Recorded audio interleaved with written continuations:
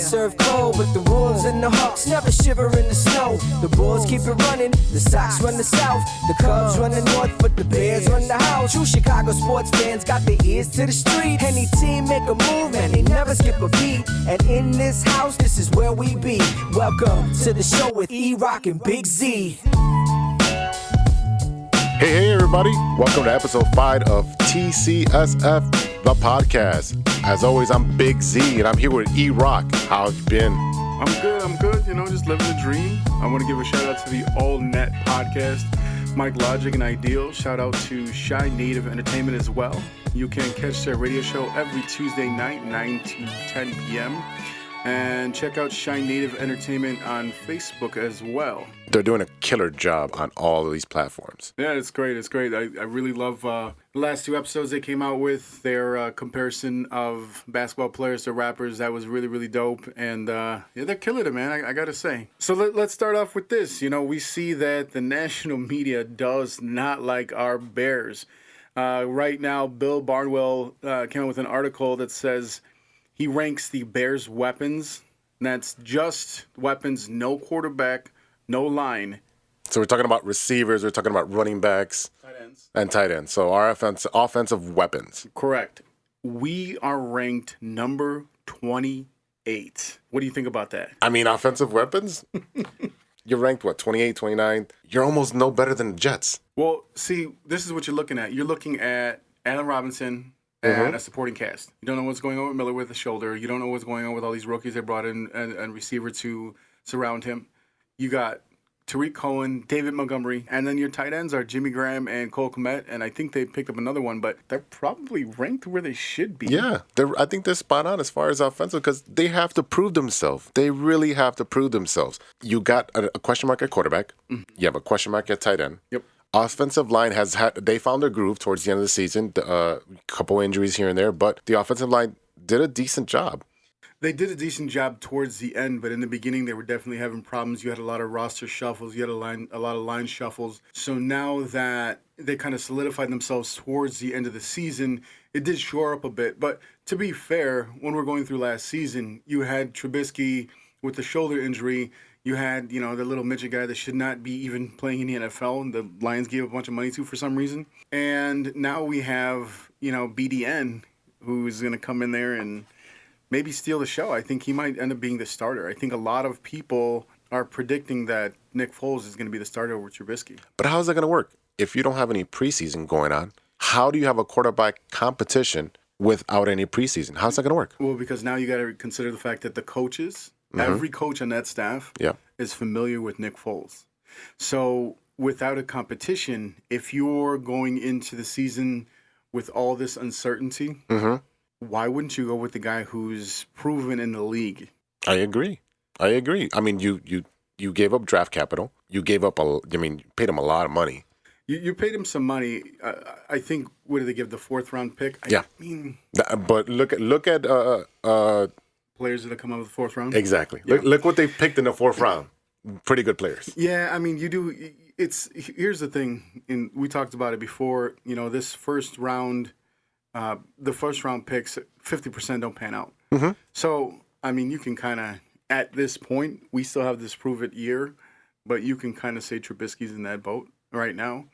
You look at the top 10, a lot of the rankings that came out recently were the top 10 Madden Rankings. Oh, my goodness. And who did you see in there? You saw not Trubisky. You didn't see Trubisky. You saw your boy from KC. You saw your boy from Houston. You see your boy from Green Bay. You see all these Baltimore.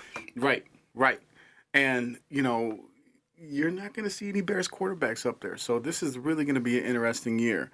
Now, when we talk about the national media, we know there's a lot of hate going on for us right now. This is from USA Today.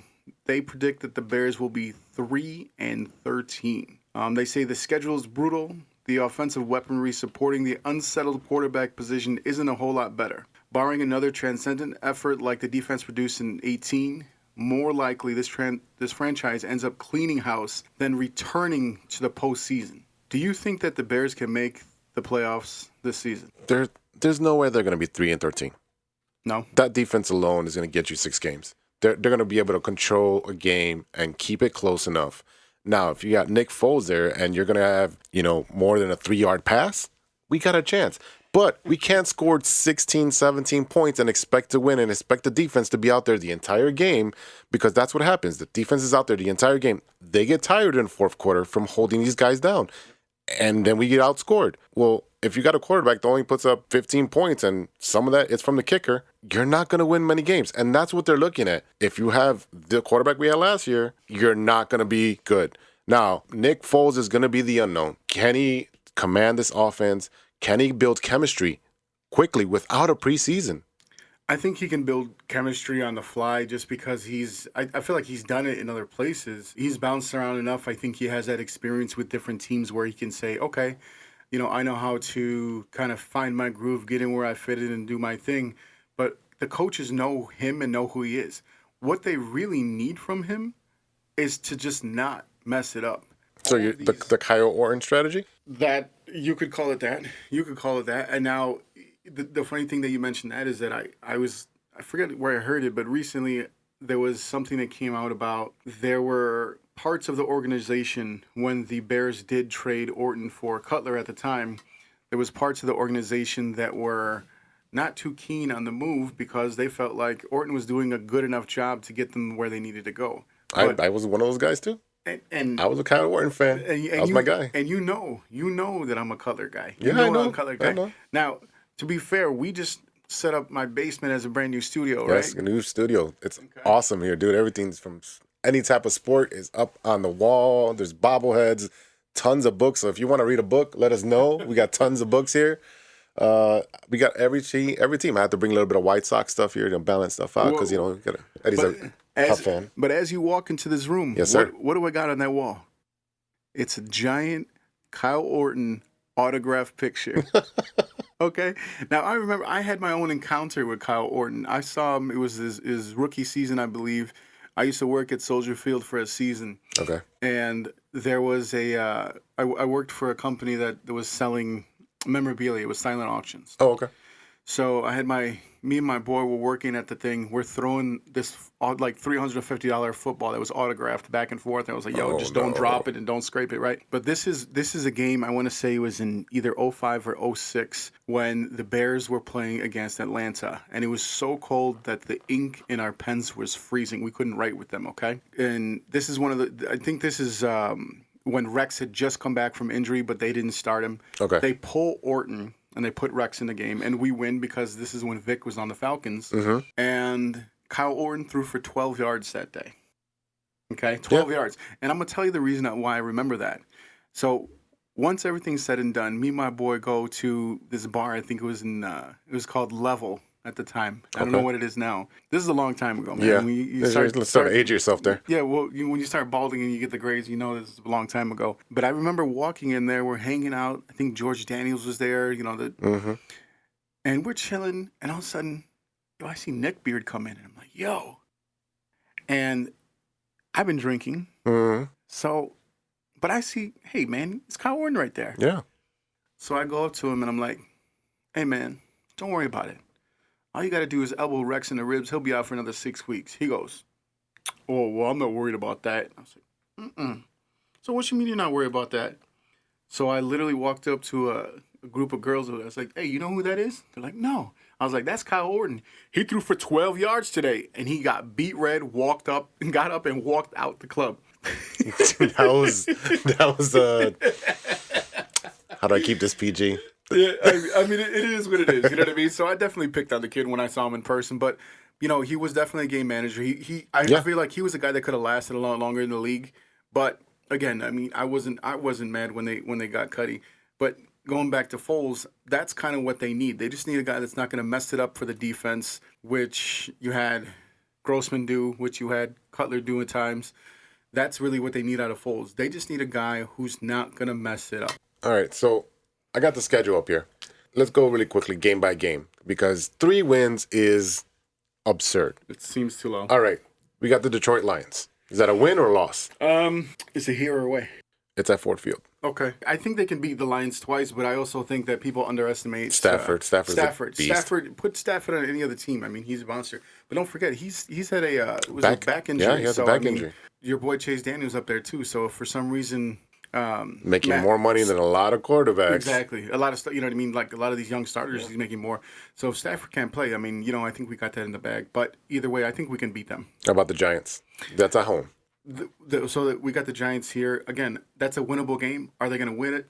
I don't know, but it's a winnable game. You got Daniel Jones, young guy, but you also got Saquon. Saquon's a tricky player. But again, it's another winnable game. Falcons. Again, you can call it. These are all 50-50 games so far. They're all, 50-50. It could swing either way. So far, you haven't given me one game where I'm like, well, there's no way we can win that. Okay. The Colts, home. Here? Home. Colts at home. They got that new quarterback, from San Diego, that old man. They got the new old quarterback. They got Phillip Rivers' old self out there. You hit him and you see dust come out of him. So, I mean, again, he's a brand new team, brand new system for him. I like our chances. Tampa Bay at home. Now, this is the marquee game of the season. I don't care if they end up playing the Packers like 8 times this year. This is the game that you really want to see. I mean, you got a lot of stuff going on there. I much more believe in this new old quarterback than I did for the one in that previous game we just mentioned. You know what I mean? I am not a Tom Brady fan just because I felt like he was arrogant. I didn't like all the cheating scandals and all that stuff. Okay. But I'll tell you what, I'm excited to see what he's gonna do in the NFC South, in the division with Drew Brees, right? And see exactly what's gonna happen there. So, is it winnable? I'm sure, but I don't think the Bears ever beat Tom Brady, ever. He's got a lot of weapons. He's got a lot of offensive weapons over there. That's the thing. And we got a good defense, so that should be a good matchup. The Panthers, this is at Carolina. Who is their quarterback? The backup, Bridgewater. That's right. So they got Bridgewater. Look, again, it's one of these games. When Bridgewater was with the Saints, you could see that's a well-oiled machine. You could see he fit into the system, but I don't think he was an elite quarterback. I don't think he was an elite quarterback either. But there are certain teams around this league where you know that every single time they step on the field, they got a chance to win. And ever since Drew Brees was in New Orleans, that's a team where you feel confident just because the culture he brought, the culture that Sean Payton brought to the Saints, that's a team where every time they step onto the field, you know that you feel like they got a chance to win. There's not a lot of teams like that. You got the Saints, you got the Patriots, you got the Packers, I'll say that. And those are 3 teams where I'm like, there's never a time where I'm like, oh, you guys are outmatched. So that's a toss-up. We got a bunch of 50-50 games. A couple more. We got the Rams, the Saints, the Titans, and the Vikings, and then we get to a bye. So the Rams, again, that's another 50-50 game, and it's in Inglewood, California, at their stadium, at the new SoFi Stadium. The Saints, I think that's a game that's like we can win if the defense can, That's the game you're going to circle and say that could be the one where I'm saying, well, that's going to be a really, really tough game to win just because Breeze. I mean, that's it's at home. It's at home. He doesn't do well here. That may be so, but we're also talking about that far into the season, who's even going to be playing quarterback? We still have a ton of offensive question marks, right? Just like Bill Barnwell said. So, all right, the Titans, again, everybody always overlooks the Titans. They made a good run last season. They got past the first round. Don't forget, you got to somehow tackle Derrick Henry. And you want to talk about a man that's a full-grown man right there, okay? Vikings, I think that's a winnable game. So every division foe is always going to be a toss-up game. That's what it is. And then we finished the back half of the schedule with Green Bay, Detroit, the Texans, the Vikings, the Jaguars, and the Packers. That's going to be heavy. It is, but we got 1, 2, 3, 4 division games. I mean, that's the whole division right there. Right. If you don't win those games, you're done. That's the whole swing of the division right there. You know what I mean? Like I think what we're going to see this year is more of what we saw last year. What we saw last year was that, an 8-8 season that felt like a 5-win season. That's going to be the problem. I think you're looking at a 500 team unless somehow your offensive starters just step up, unless Cole Kmet ends up being a stud. I mean, we got Jimmy Graham, which is, a snooze fest. We're not talking about New Orleans Jimmy Graham. We're talking about Chicago Bears version of Jimmy Graham, which is just an old dude. I think he's just there to coach, man. I just think he's there to coach. Well, like I said before, the reason they brought him in, I think, was to have somebody there, see if they could bring that magic. The fact that he was with Ryan Pace, he had a soft spot for him. So hopefully he can, we were talking about coaching. Hopefully he's a guy that can boost up Cole Kmet and bring him, be like, hey, this is how you do it, kid. But sometimes these players want no part of that. So we'll see. All right, everybody, we're going to be taking a quick break. When we come back, we'll dive into some MLB. We'll be right back. What up, everyone? It's E-Roc, and I'm here to tell you about City Sports Masks. At citysportsmasks.com, we have protective masks available with all your favorite teams. Whether you're a South Sider, North Sider, football, hockey, or basketball fan, your team is available. Check out citysportsmasks.com and use our promo code TCSF for 10% off your order. That's citysportsmasks.com, promo code TCSF. Hey, guys, welcome back to True Chicago Sports Fans, a podcast. So Anthony Rizzo has back problems again. Let's take a listen to this clip here from manager David Ross from the Chicago Cubs. He came in yesterday just to get, felt a little stiffness in some similar areas that he's been sore before, and just getting ahead of it. When we have this time, we had a light day yesterday with just the 2.5 innings, and then a really light day of just live BP today. So he's day to day. But I just want to make sure at this time in the schedule that we use caution. What do you think about that clip? So the thing is that Rizzo has always had back problems, but the real issue is when you're looking at a 60-game season, how is that going to affect him? He can say that he's only going to be out for a couple weeks or so, but, you've had issues. Yeah, I got 2 herniated discs. The thing is that the MRI came out and it confirmed that his back spasms this week are stemming from rib inflammation on his left side. The ribs are so important to the torque of your bat. Yeah. And I don't know how he's going to continue to swing. And he's a really crucial part of this team when you're talking about offense. From when I was looking at the potential lineup, he would be the one protecting Bryant. So you're going to have a lot of roster shuffling that you're going to see, which we all kind of got sick of with Joe Madden. And I think Rossi's going to have to deal with that again because I don't think Rizzo's going to be able to make it as much as he wants. Yeah, it's a tough break because he's your captain. He's your leader. He's the rock at first base. He's really the first guy that they brought in to be the anchor of the team. I mean, he was on the team when they were just hot garbage.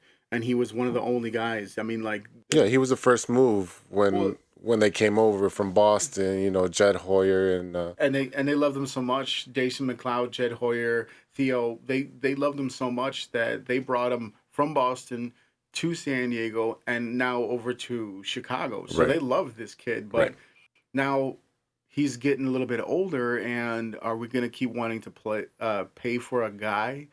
The MLB doesn't pay older players that well. Well, it's not even that. And is injury prone. Correct. So, and it's not just any injury. You know what I mean? It's ribs and back. It's ribs and back injury. Sounds like Prince Fielder. That's a shame. That's one guy where I remember when it was either him or Pujols, and you had Cubs fans that couldn't figure out if they want one or the other. Well, they didn't get either. Pujols went over to the Angels. Prince went over to the Rangers, and it just never really worked out for either team. Yeah, for either team. Well, I mean, there was no way it was going to work out for the Angels. I mean, they gave him this crazy contract on for the 10 years, wrong side of 30. So, I mean, it's one of those things like, what do you do with a player like that, knowing, number one, like I said, he's the rock of the team. He's the guy that's been there forever. He was, along with Lester, the big kind of players that they got in moving around. I'm not saying what I want to say, but he's one of the guys that they brought over to be the standard, the guy that leads. He was a foundation for the team, and that's what said, okay, this is the ship. He's going to be our captain. Everybody get in line, follow suit. Now, your problem with his injury, him being 30, he's got about 2 years left on his contract. It looks a lot like what we had on the south side with Joe Creedy. This kid who's amazing at third base defensively, offensively, nowhere near what Rizzo was. But Rizzo's the better player. Oh, definitely. But I'm talking about it's being comparison. You have 2 good players. You're at the hot corners, good bats, great defensively, bad backs. Right.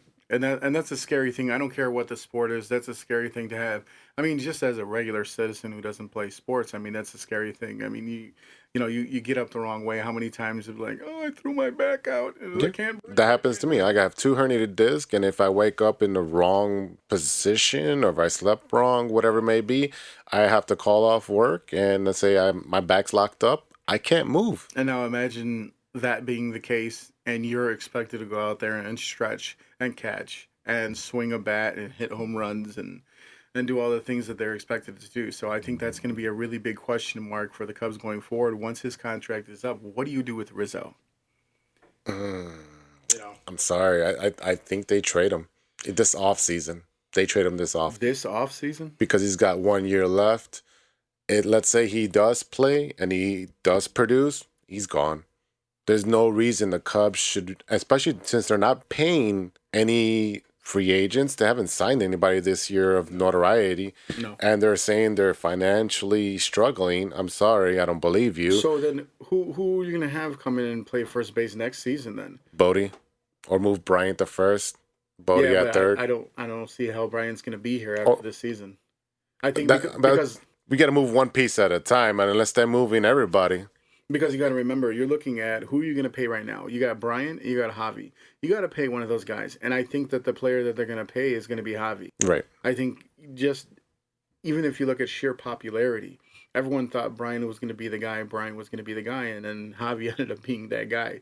So, I mean, you look at him defensively, he's that star maker. Javi's the player that, he can be here for another like 5 to 7 years. The Cubs could be terrible, and people are coming to go see Javi Baez. Is he the new Sammy Sosa in popularity? Absolutely. Absolutely. You know what I mean? Like, you look at anyone else on that team, who is more popular than Javi right now? You look at, and you're also talking about a city who has one of the largest Puerto Rican populations in the nation, next to New York and actual Puerto Rico. So, I mean, like, people are going to keep showing up to the ballpark just to see Javi, even when Rizzo's gone, Lester's gone, Bryant's gone, and that's just what it's going to be. All right. So let's transition over to these schedules because baseball starts next week. Yeah. We got the Cubs opening versus the Brewers at home. This is going to be an interesting season no matter what happens. I honestly, I don't know what to think of any of these teams because this is one of those things where you can get hot, you can fire on all cylinders right away, and you can fizzle out like they did last year. They went 2-8 to finish the season last year, and they let the Cardinals and Brewers get ahead of them and take that division away from them. So, I really think that for a lot of players on this team, this might be the last stand. You got guys like Almora. You got Bryant, of course. There's always been rumors around about Contreras. Let's see what Lester's going to do. I mean, you're looking at bits and pieces of that championship team, and we don't know how strong they're going to be going forward or how many of these guys are even going to be left going into next season. Schwarber's a question mark? So, yeah, Schwarber is a question mark, but if they're going to keep the DH, you're probably going to keep Schwarber. You got Contreras, you've got Darvish. You got some good blocks to transition into this new team that's going to start. Yeah, you got Javi. That's going to be your next cornerstone. And you know what's going to happen is that Javi's going to end up being your. He's always going to be at second, I think, because once they get Ed Howard, to come up to the bigs. Yeah. Javi's going to be your second baseman. Well, he'll be a little bit older, so yeah, it makes sense to move him to second. But now you're looking at the rest of the infield. Who's going to play third? Who's going to play first? If we're looking at Rizzo being gone, if we're looking at Bryant being gone, who's going to play the rest of that infield? So now, are you looking at free agents? Are you looking at who you have in the minors? Are you looking at, especially for first base, someone you can just throw over there? And there wasn't a huge draft class because that got cut down this year. Correct. So there's not even that many players out there. So this is. I have a feeling that after the shortened season, we're going to be looking at somewhat of a rebuilding year. You're going to look at, they're going to have to start signing free agents because you look at the last couple moves that they've made. You look at bringing in Kimbrel. That's a desperation move.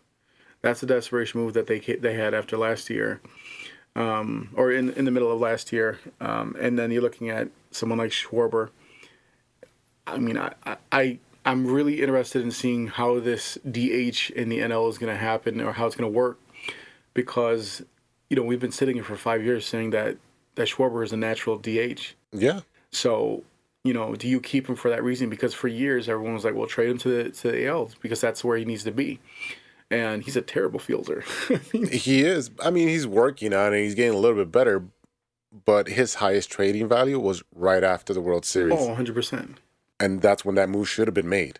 Well, yes. I understand he's a fan favorite. Well, he was a hero at that time. Yeah, but putting all that to the side, let's be realistic. It's a business, and if your business is winning championships, and this guy has the highest trading potential, he's a big chip, and I can get this, and this. I'm sorry, bro, you gotta go because I'm gonna get 4 players that are gonna be way better than you. I don't disagree with that, but when your business was winning a championship in 108 years, and that's where you're at, a championship, right? You can't, in the Cubs' eyes, send off the guy with that much lore and history and dropping home run balls on the top of the marquee and all that thing. There was no way that was going to happen. At the same time, you got to remember in that 16th season, he did not play that much. He played very early. Yeah, because he blew out his knee. Correct. I remember that. Because of the collision. Mm-hmm. So when he did come back, I mean, they're like, well, look at this kid. I mean, he's going to be great. And we haven't seen that all come to fruition. He's one of these guys that's super streaky once he goes into his home run mode. He can smack him out of the ballpark. Oh yeah, if he gets hot, he's hot. But at the same time, he also has a lot of slumps. He's swinging the bat. It looks like a wet noodle out there, and I'm just waiting one day for him to go back for a fly ball and see it whack him over the brain. It's gonna happen one of these days. He's gonna pull a Canseco. Well, I mean, I don't want it to happen, being a diehard, but I mean, it's one of those things where. It ended up on a sports blooper YouTube reel for many years to come. That Canseco clip plays all the time. In the not top 10. Yeah. Yeah. All right, so we're staying on the Cubs right now. Let's talk about a little bit about the Marquee Network issue. Right now, it looks like it's on YouTube TV and I think it's on DirecTV and DirecTV. I think Hulu Live has it. Hulu Live might have it. Okay, and YouTube. And let me say, was the Dish might have it too? I'm not. Look, it does. I don't care who has it. What I do care, I care who doesn't have it right now. Which is Comcast. And that's Comcast. And when you're sitting here talking about the fact that I want to say it was the last 2 years when you finally brought your team to not only one free channel, which was GN forever, and then you brought it to ABC, which was great because I could catch the ABC broadcast off of my phone. Okay. And then you were talking about for years you relied on Comcast Sportsnet and now NBC Sports Channel or whatever they want to call it. All these years that you've provided access to your games. And now I get the fact that we haven't been playing any games for the past couple of months. Yep. So you had no real reason to make a contract with Comcast. No, there was no urgency because everybody's like, we don't know when we're going to play. So why are we going to sign a contract? Well, yeah, exactly. Why am I going to pay you for this content, or why am I going to pay you to show your channel for a couple months when no one's going to watch it? There's no games. No one's going to watch the channel. Now, I've seen clips of what they're showing on Marquee on YouTube. You have there's a show called 162. The first episode, I think, was Nico Horner showing him at the Cubs convention, and when Rossi signed his contract to become the manager, and he was up there talking about where I'm going to stand in the dugout or sit in the dugout as a manager, and things like that. And that was extremely interesting. And they signed some former Cubs to be on the channel. I think Dempster's one of those. Dempster is there. I think Gracie's there because if I'm not mistaken, Gracie was there calling games with Len and JD. I'm pretty sure. Yeah, he was there. At least it was for the spring training. But okay. This is what I'll say. And Theo just said that I'm pretty confident that everyone will have access to it. But you know what's going to happen if I can't watch Cubs games on Comcast? What's going to happen? Guess what I'm going to watch? Sox games? I sure the hell am. I'm going to watch a lot of Sox games. And that's just what it is because I like baseball. I'm interested in what's going to happen. I'm interested in sports. I've been deprived for the past 4 months, 5 months, whatever it's been. So if you're not going to give me my favorite team, well, guess what? I'm going to watch what's available. And pretty soon what you're going to have is you're going to have a lot of Cubs fans. They're going to, especially young Cubs fans who only started watching baseball within the past 10 years. Mm-hmm. You're going to get a lot of these fans who feel alienated because you cannot give me the team that I want to watch. So guess what? I'm going to find a new team to watch. And I'm going to, you'll keep your Cubs championship memorabilia, but I'm going to start collecting Sox gear too. Mm-hmm. And they say, well, you can't be a fan of both. Well, guess what? Once you abandon me, I abandon you. And that's how it's going to work. All right, folks, we're going to take a pause for the cause. And we'll be right back with more TCSF, the podcast with E-Roc and Big Z. What up, everyone? It's E-Roc, and I'm here to tell you about City Sports Masks. At citysportsmasks.com, we have protective masks available with all your favorite teams. Whether you're a South Sider, North Sider, football, hockey, or basketball fan, your team is available. Check out citysportsmasks.com and use our promo code TCSF for 10% off your order. That's citysportsmasks.com, promo code TCSF. Hey guys, welcome back. Let's talk White Sox baseball. Yeah. Oh, look at this. He's excited. I like it. All right, so let's talk about a little bit about the White Sox. We're going to start on the same day as the Cubs. We're going to play the AL Central champs, the Twins. That's going to be a tough series. Yep. I mean, we're talking about if you go across all of the AL, every team that won the division last year had over 100 wins. So it's going to be tough for any team that's playing against AL teams, especially considering the fact now we got the combo AL and NL Central, and we're just going to be beating each other up all year. But to open up the season against the champ, that's going to be tough, man. That's going to really put us to the test. Are you guys going to be putting up or shutting up? It depends on what the young guys do. It depends on what the young guys do. Again, do. Here we go with the same question marks on all of our sports teams. What are these young guys going to do? Are they going to perform? Are they going to show up? Well, you know what? It's that time. This is the year that the White Sox designated. This is the year we're going to do something. Well, now you got to produce. Now we got a pitcher out. Mm-hmm. That's your boy Kopech. Mm-hmm. That's your boy Kopech. Yeah. Now, he opted out. He did. And his reasoning was, I don't know. So I think more than anything, you had Don Cooper come out and be like, well, this guy has anxiety issues. I hope the kid's okay. But here's the thing. As a pitching coach, don't put that business out there. Just say, like, hey, the whole point of this entire thing of giving players the option to opt out of the season. No questions asked. No questions, no judgment. Hey, right. I get it. You don't want to be here. You're not comfortable. That's what it is. So Coop had no business being out there putting his kid's business about him having anxiety, him battling depression, because all you're doing now is you're putting a stigma and mental health. And that was already out there. Like, why rehash it? Why bring it up? Why bring that? Why focus on that? Mm-hmm. Yeah. We can kind of tell, number one, the kid was hurt. Mm-hmm. Okay, he's probably not ready to come back. Okay, number two, think about all that pressure that you're going to be putting on yourself to come back. And now if you already have anxiety and depression or whatever it is that's going on, you might not even be ready yet. No, we don't know. We don't know if he's ready physically. They say that he's ready to go. That we've seen his workout videos and pitching at home right before the season started. He looked good and all this stuff. But if he's not ready mentally, he's not going to be ready physically. So now here's the thing, though. You got to think about another former Jerry Reinsdorf product, and that's Mr. Derrick Rose, right? Because he was injured, and he's supposed to be ready to go, healthy, cleared by the doctors. I'm not ready. Well, let's be honest. I know I didn't trust the doctors that the Bulls had at that point because they messed up Dang. Yeah. And they messed up some other. Yeah, they got the spinal tap. Yep.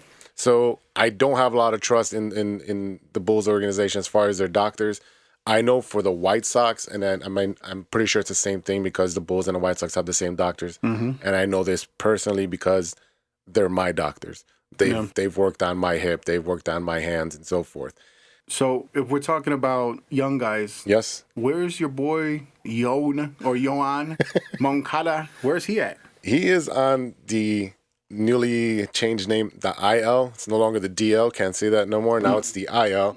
He's been placed on a 10-day IL. I really think that he has the COVID. I mean, I think he's one of the players that they said, hey, he has COVID. He's going to be out for a while, and they're not going to confirm it. See, the interesting thing with all the COVID that's going on, all the COVID confirmed and not confirmed cases is you wonder, and I think you have to disclose this as the individual, but there are HIPAA laws. Yes, they are. So you have to disclose it as an individual. Now, we know for a fact that as far as MLB is concerned, you have Freddie Freeman, Cole Calhoun, Delano DeShields, Charlie Blackmon, Salvador Perez, Luis Urias, Miguel Sano, DJ LeMahieu, Aroldis Chapman, Scott Kingery, Tommy Pham, and Joey Gallo, who have all had confirmed cases of COVID. Now, in Gallo's case, he's actually confirmed a couple of different times where they thought he was going to be okay, and he came out to test positive again. Oh, wow. So he's probably reintroducing himself to the same atmosphere, doing the same thing that he was doing, not being careful about who he's interacting with and where. Or it's just lingering. I mean, it's one of those things we don't have enough information about it yet. Yeah, this is all new to us. And what we're looking at, too, is you got the NBA people in the bubble as well, the NBA players. With the NBA players who have confirmed cases, you got Russ, okay? You got Durant, you got Donovan Mitchell, Nikola Jokic, Malcolm Brogdon, Jabari Parker, DeAndre Jordan, Harrison Barnes, Michael Beasley, who literally just showed up, and they're like, "Nope, you got it, go home." He literally showed up. They took his temp. They're like, gave him a test, sent him packing, and he just signed with the Nets. Spencer Dinwiddie for the Nets as well, and he was one of these guys that the Bulls had early, and they just decided not to go. But the one that we all know and we all remember is your boy Rudy Gobert. That is not my boy, but that dude is a clown. I've been saying this since day one. He's a clown. So he also just came out. So we know that the NBA has the snitch line or the tip line or whatever you want to call it, right? So now Gobert, who when this thing first hit, made a mockery of it. Yeah, he touched all of the mics. Everything. For every reporter, touched all the mics after he finished his interview and thought it was a big joke and it was funny. Correct. And he just thought this is no big deal. And then what happened the next day? And then he was confirmed, and then Mitchell got it, probably from him. Yes. And he just came out and says, "No, don't use that snitch line. That's not what this is about." Hold up, Mr. Gobert. What are you talking about? Like, what is your end game here? What is your goal in this? There's a reason why we're all trying to make sure that we stay healthy, make sure that we stay safe. You can talk about the percentage of people that get sick, the percentage of people that die, but there's real life implications here. Yes, there is. And your job is to play a game. So I don't want to hear nothing about like, don't snitch, don't do this, don't do that, because the fact of the matter remains is that what you're doing is when you put someone else at risk, you could shut down the entire operation, cost the entire operation millions of dollars, your teammates, your peers, all this stuff. You're costing people money by not being safe. Money and health. Most importantly, someone else's health. 100%. So what if he gives it to his coach? That's true. And because you got a lot of these older coaches. Exactly. All these older coaches like Alvin Gentry and correct. All the older coaches. I mean, Tibbs. They're trying to like, well, do I do it or do I not do it? Right. I'm like 65. I'm almost 70. If I get it, it's going to hit me hard. Correct. They don't have the immune system that these younger guys do that are working out all the time. They have all their nutrition and all this. No, it's not safe for them. So for Rudy Gobert to be like, don't use the snitch line. And first of all, you're the reason we're in this predicament with the NBA. Mm-hmm. Like, we have to create a bubble. You got it from somewhere. And now you guys are not going to respect the bubble. It's there to protect you. Well, and then the thing is, too, is that, we know that the older folks are more susceptible to being more dangerous to them. But you take a look at someone like Freddie Freeman from the Braves. Yes. Freddie Freeman has had it. He's a big, strong guy. I mean, this is a beast. And he's to the point where he's having severe breathing issues where he can't speak properly, chest pains, loss lung of issues. taste, loss of smell. All this stuff. So, I mean, like, this isn't just something that could affect older folks. Younger folks are getting messed up from this, too. Oh, yeah.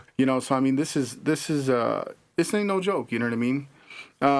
So when we look at, as far as MLB, these are the players that have opted out. Mm-hmm. Your boy Kopech. Yep. You got King Felix, Nick Markakis, David Price. That's a big one for me. That's a big one. Because I'm also a Dodger fan. Buster Posey. He's at the end of his career. Okay, but still, that's a big name. It is a big name. It's a big name. Wellington Castillo. Yeah, former Sox. Okay, former Cub. Yeah. Ryan Zimmerman, older guy. Yeah. And Ian Desmond. Okay, so when we look at the spectrum of things, we still got these guys getting on planes, moving around. Maybe Yes, sir. not as much as they would have normally been doing in a regular season, but they are still moving around a lot more than the NHL bubble is, and the NBA bubble. NBA bubble is. Now, we look at NBA. You're looking at Trevor Ariza, Avery Bradley, Willie Cauley-Stein, Wilson Chandler, DeMarcus Cousins, who doesn't even have a team right now. That's right. He's still unsigned. DeAndre Jordan, Victor Oladipo, Tabo, your boy Tabo Cephalusha, Love me some Tabo. and Spencer Dinwiddie, who have all opted out. Okay? Now, we know Dinwiddie already had a confirmed case. Oladipo was still recovering from, I think he had a knee injury from before. I think I'm not sure if he played yet this season. I didn't follow the Pacers like that. But so, I mean, it is affecting all the sports right now. And when you look at NHL and NFL, there are multiple cases that were confirmed, but they don't disclose it. And NFL is not going to disclose them right now because they ain't playing right now. And there's no reason to put out bad press for them. Correct. So they're like, first of all, we're trying to figure out if we're going to play, when we're going to play, and how we're going to do it. And then you got the NHL, who has always been vague when it comes to injuries. You're like, upper body, lower body injury. correct. Like A concussion is an upper body injury. Yes. A concussion is a concussion, man. Yeah. I mean, look, Speaking of the NHL, where's your boy at? They just sent him back home. what are you talking about? Crow? The other Crow. Man, I don't know about this guy. They just Colleton said that he's unfit for play. Right. Look, you just got rid of Leonard, Leonard or whatever his name is. Send him over to Vegas. Okay, I'll be excited if the Hawks can get past the Oilers, but Doesn't look good now. not if you unless you get one of these young guys. I think PK Subban's little brother is on the Hawks, and I think he was the one they brought back in that trade. I don't even remember this kid's first name. That's how like vague he is to me.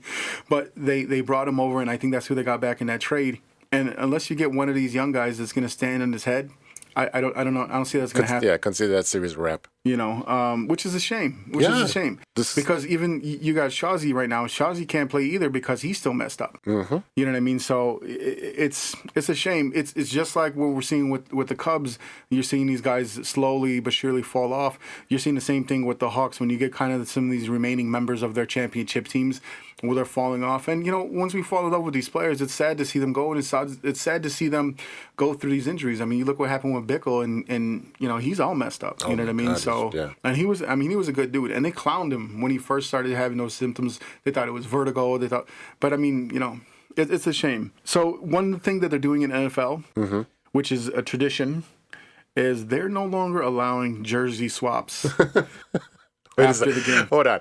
So you have offensive linemen, defensive linemen who are touching each other every play, sweating on each other, probably spitting on each other. Oh, you used to see old school. Where Yeah, that's what I'm saying. Like somebody's get a handful of candy down there, you know. Yeah, exactly. But let's not switch jerseys. Well, look, I mean, it's a cool tradition.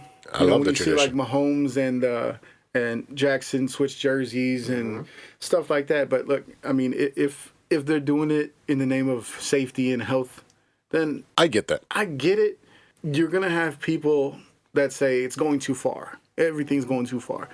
Well, guess what? I mean, if it's going to keep you healthy, keep your family healthy, keep your coaches who are older healthy, you know, keep the league able to keep going, because what's going to happen is you are going to get cases that pop up in the NBA bubble and in the MLB and in the NFL. And what's going to happen is that let's say what happens if you get 3 members of your offensive line come down with it and they got to be quarantined for 2 weeks.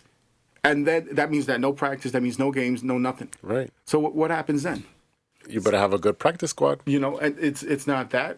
It's not only that, but you look at MLB, what's going to happen with them when you start, because they're going to start dropping like flies. Then they boost up their taxi squad to like 60 players or some crazy number like that. You got to.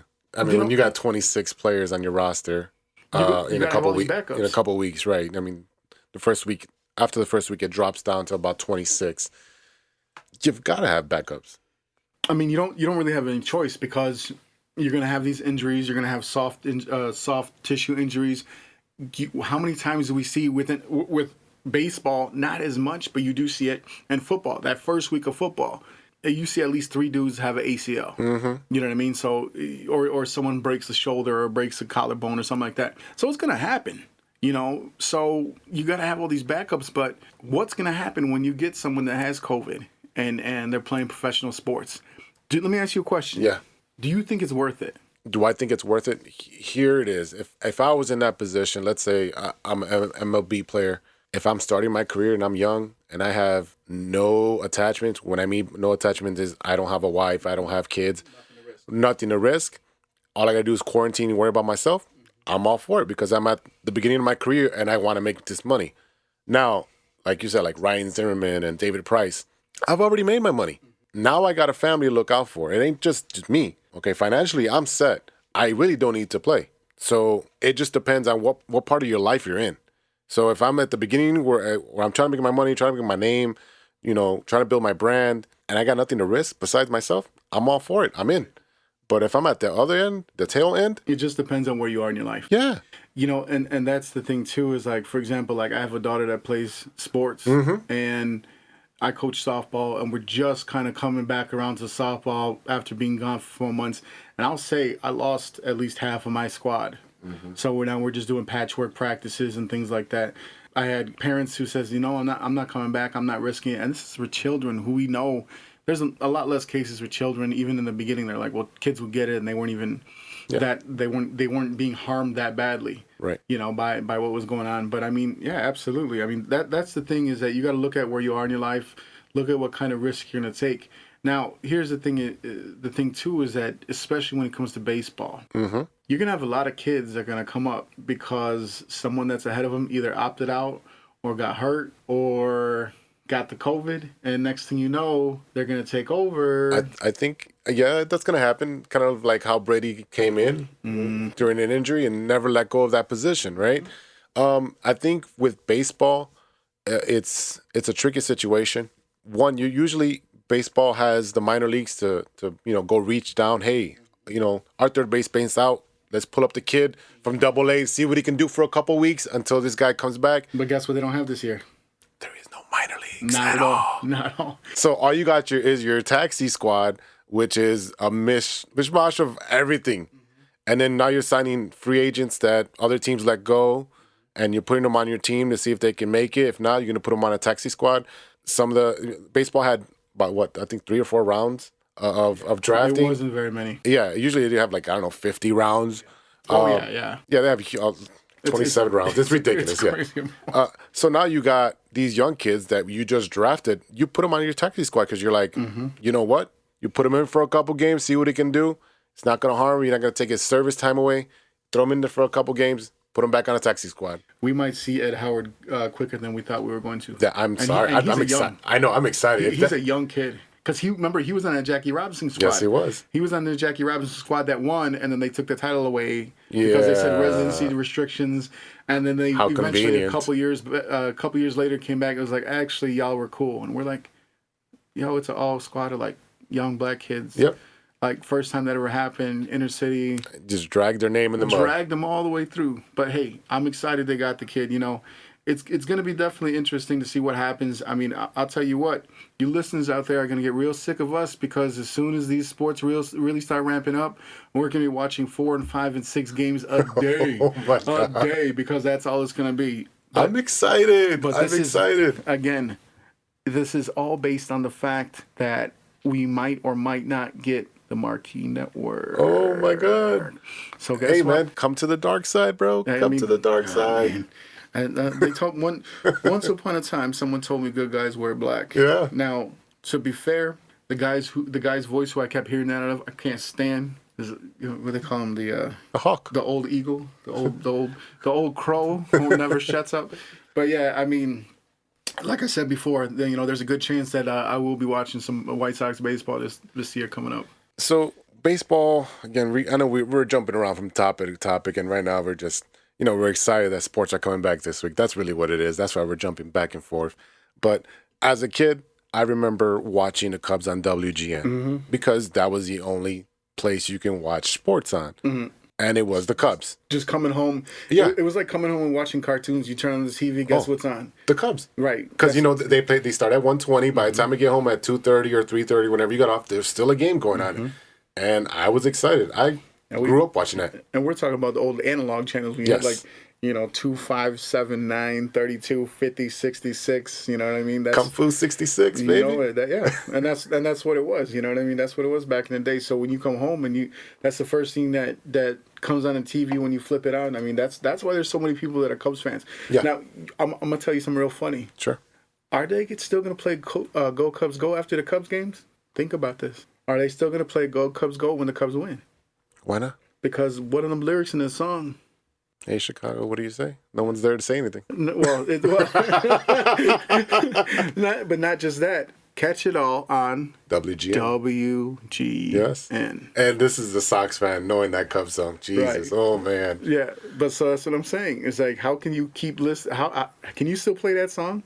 I mean, you're going to call Steve Goodman and be like, hey, I need a new cut of this song. Yeah, you need to bleep it out. What were they going to do? I don't know. But...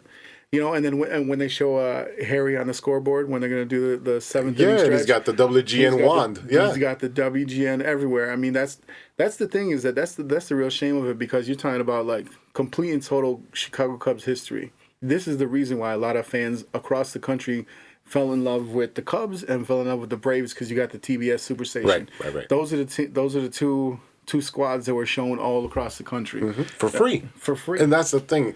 And that's where I was trying to get with this, is that now there's no free baseball. Mm-mm. And a sport that's struggling to get viewership, to get engagement, you're going to charge everybody? Your demographic is in their 40s.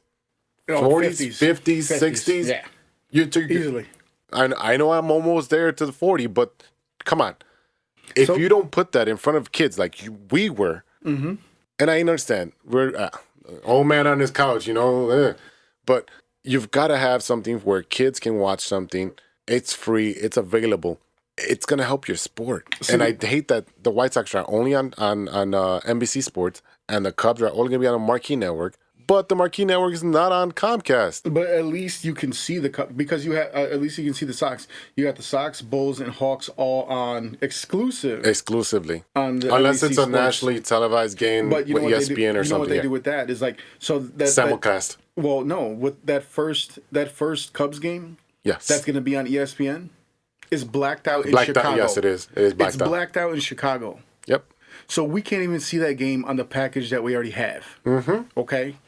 You're going to tell me that I've been sitting here through COVID, keeping my space, wearing my Cubs mask, mm-hmm. okay, making sure that I'm healthy so y'all can stay healthy, and you can't even give me the team that is probably my favorite team aside from the Bears. I mean, that's the first love. But, everybody's first team is the Bears. Let's just be honest. Your second team is typically going to be your baseball team in this city. Yes, so sir. You're telling me that after all these years of loyalty, of loving that team, of sticking up for Sammy Sosa through the cork bat and the steroids and the skin bleaching and all this stuff, that I can't see my team? Nope. Like I said, guess what I'm going to be watching? White Sox baseball. And you know what? And I get your point with the Hawk thing. He was getting a little annoying. Like, I'd be watching the games and I'm listening to Steve Stone because I can listen to Steve Stone all day because he's so smart. Oh, yeah. And he's teaching you as well as, giving you baseball as far as like what's going on in the field. But he's also teaching you different things. Hawk, at some point, I was like, stop telling stories about the 50s and 60s. No one really cares. No one cares about you being in Boston. No. That was the thing, is that he stopped being an announcer. He stopped being relevant. He stopped being an announcer, and he was just sitting there, and he was a homer. Now, yes. Here's the difference, is that I'll tell you that Ron Santo was one of the other reasons that I became such a huge Cubs fan. Mm-hmm. Okay? When Ron Santo passed away, I remember I was getting ready to go to physical therapy. I pulled over in the parking lot, and I sat there for a good 10, 15 minutes trying to gather my thoughts, trying to gather myself. Yeah. To get out of the vehicle. I was late to an appointment, and I'm just like, I can't believe it. It felt like a family member had passed away. Well, and that's just how I felt about Ron How many Santo. years did you listen to him on the radio? But he was also on the radio.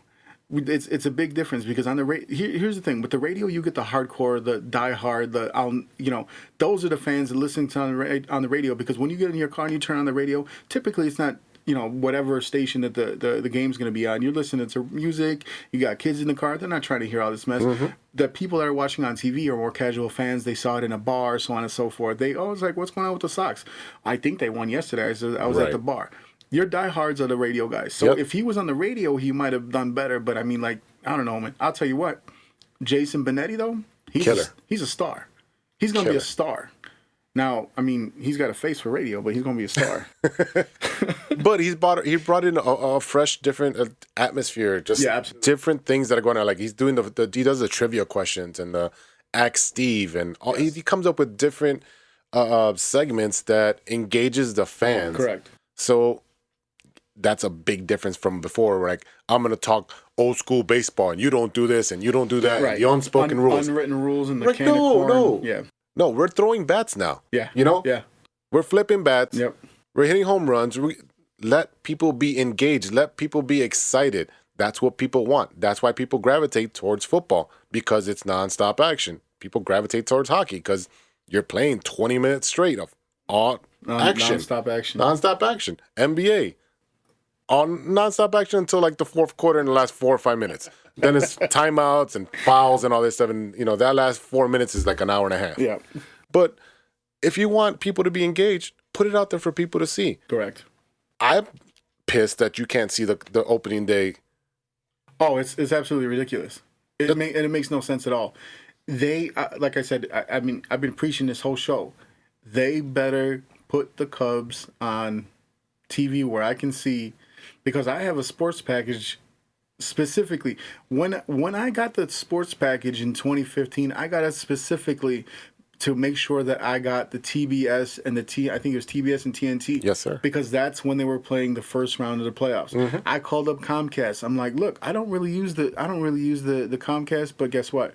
I need to get a package that has TBS at least. It's only like the second tier package. Mm-hmm. I says, I need this channel at least because I'm trying to watch the Cubs in the playoffs. I cannot miss the Cubs in the playoffs. Mm-hmm. And she goes, oh, well, would you like the sports package? And I said, hell yeah, I want the sports package. So every Sunday, I sit there and watch the Bears on one TV, and the other TV that's right next to it, I put on the red zone so I can watch both. That's why everyone comes over and watches the ball. But guess what? That's the only reason I have Comcast at all on my TV. I cut the cord, and I was happy to cut the cord because there was no sports going on, so I didn't have to spend that money. But I'm probably gonna switch over to the Hulu Live, and because it's gonna offer me those channels. But just like you said, like I want to watch multiple things. Mm-hmm. Think about when there's March Madness. They're on like 6 different channels, and if you don't have that sports package, you can't watch your team or you can't watch the tournament. And it's all the CBS channels. You get the CBS. It was like CBS, TNT, True TV. Yeah, True TV, yeah. And like, when you had some of the more exotic teams, they put them on like National Geographic Channel. You know what I mean? Like the ones that had like weird, like exotic animal names were like, I know the channel for you, sir. But yeah, I mean, wrapping up the whole COVID thing, this has definitely been putting a toll on people who use sports as an escape. Yes, sir. Okay. And now when you're talking about what they call COVID fatigue, people getting tired of wearing a mask and doing this and doing that. I want to go to the beach. The beach That's don't BS. want you. You know what? Stay away from the beach. The beach don't want you. Because my doctor had to wear a mask for my surgeries. Yeah. I'm pretty sure he wore a mask for your surgery. Sure did. Did you ask him if he was comfortable with that mask? He survived. I mean, so the thing is that, we're trying to make it to the other side, but we're looking at 3 sports who are getting ready to start right now. We're looking at basketball, we're looking at hockey, and we're looking at baseball. And we're just hoping that we can get to the end of the seasons. Will they all make it to the finish line? That's the question. That's the real question. Because, like I said, hockey and basketball are trying to finish up the season they already had. Right. And what they're going to do is they're going to finish up their season, and delay the next season. Do a draft, and then like turn around in like a month and start their new season. That's going to be wild. Well, there was talk about moving the season down starting at Christmas. Well, that's what NBA really wants. Well, yeah. That's what NBA really wants. Because if you remember when the NBA was on strike a few years ago and the Bulls still had Derrick Rose, the first game of the season was the Bulls, and I think they played the Cavs. The Heat. Oh, the Heat. Yeah, it was LeBron. Yeah, right. Yeah, it was the Bulls and Heat on Christmas Day, and I remember because I was in Florida, and I'm the only one there. Like, yo, we need to watch basketball. Everyone's like, what are you talking about? Well, Florida. Florida. Florida's. Oh, brother, my dad lives down there, and that place is wild. But yeah, man, the hope is, realistically, I think the hope is that if we get 2 out of 3 completed seasons, I'm happy. And I think right now we're looking at NFL, and they better be taking notes and seeing what things work and what don't. Because the fact of the matter is that aside from hockey, you do have basketball. You do have basketball where there's a lot of contact. But I mean, football, you're talking about dog piles. You're talking about dog piles and rubbing and grabbing and tugging and tackles and this and that. And then you're on the sideline. You're next to all your teammates. Yep. And you're talking about a much bigger operation than basketball. And you're running all the time, and you're pushing all the time. And guess what? You're huffing and puffing. Yep, all the time. Now they did come out with the NFL there was a early prototype that we kind of saw, which was probably something that was fan made that kind of looked like a Star Wars fighter pilot helmet, which looked actually kind of badass. Yeah, it looked pretty cool. And it was cool, but. I think it was Russell or somebody came out with this mask that it looks like a clear shield that will go all the way down your face. Okay. But it did have holes in it. And, I mean, that defeats the purpose, though. It was kind of, I was like, this is a little weird. Like, you could go back to the Star Wars helmet. That'd be way better than what this junk is. So, I mean, I think they are going to have some certain things in place to kind of help prevent the spread. But, again, you do have to have guys be diligent about what they're doing. Take the precautions. I don't know how they're going to distance themselves sitting on the bench.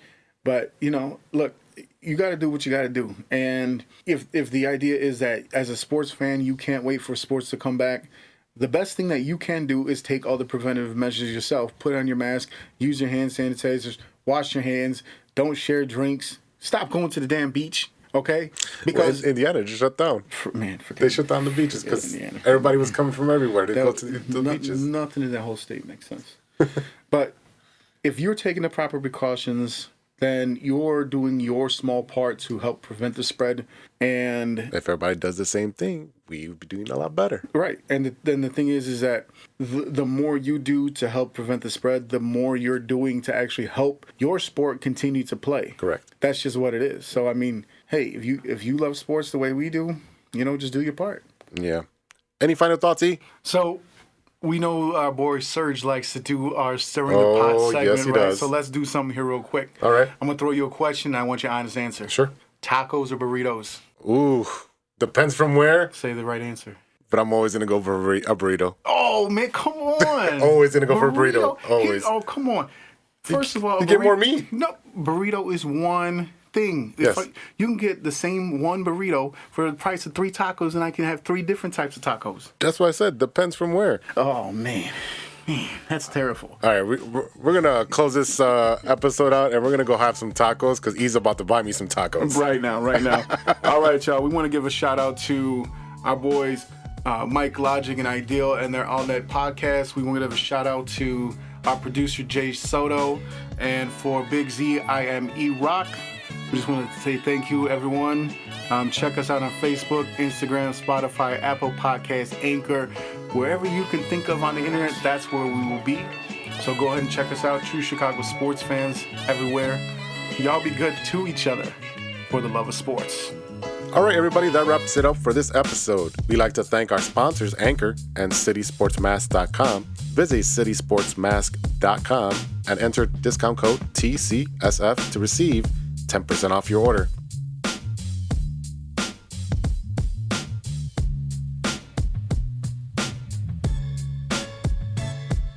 A man. That's a full-grown man right there, okay?